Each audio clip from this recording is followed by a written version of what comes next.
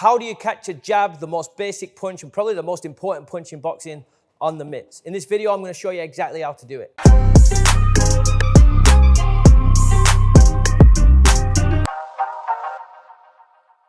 Hey, my name's Glenn Holmes. I'm the co-owner of the Box and Burn Academy, the world's #1 boxing fitness education course, and I'm the fitness director here at Box and Burn in Los Angeles, California.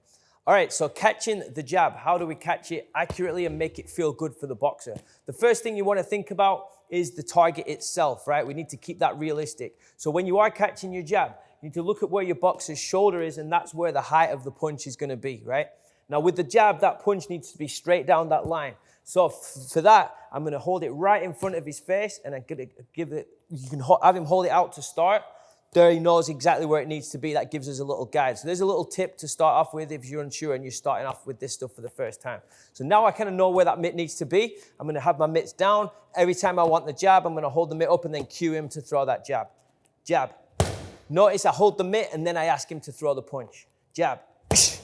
Jab. Good. Now, in order to create that pop and that resistance, here's the next tip. As I'm cueing him to throw that jab, I'm going to watch his glove as closely as possible and really concentrate on that glove so I know when it's time for me to just kind of meet that punch a little bit. And I'm looking to just kind of bounce the mitt off the glove. I'm not trying to smother the punch. We want him to be able to fully extend and keep that jab nice and long. So I'm going to glue my eyes on the glove and the shoulder, and as soon as I see it start to move, I'm ready and ahead of him to catch that punch nice and solid. So get the target first, jab.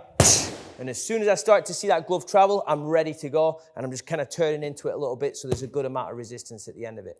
Third one is to breathe with your boxer, right? So you want to encourage good form and good habits. So every time you catch that jab as well, just make sure you're giving a little exhale, a little bit of movement as well. The last thing you want to be is static and just kind of not engaged with the punch. So for example, if I'm not engaged with the punch, I'm not going to get good results from the boxer. So if I'm trying to get him to throw a good, long, straight jab, I don't want to be just lifeless like this, right? I want to be in an athletic stance myself and encourage that breathing pattern with the punch. Jab, good, jab, there you go, and then give that positive feedback at the end. So there's 3 things you can do to perfect catching that jab. Make sure you're keeping that elbow in as well. Try not to let it lift. That's going to help keep that impact out of your shoulder and your elbows and all that good stuff. If you agree with this or you have any tips yourself that I think I've missed on that's going to help catch the jab even better, leave them in the comments below. I'd love to hear them. Thanks for watching this video. Make sure you like and subscribe to the channel.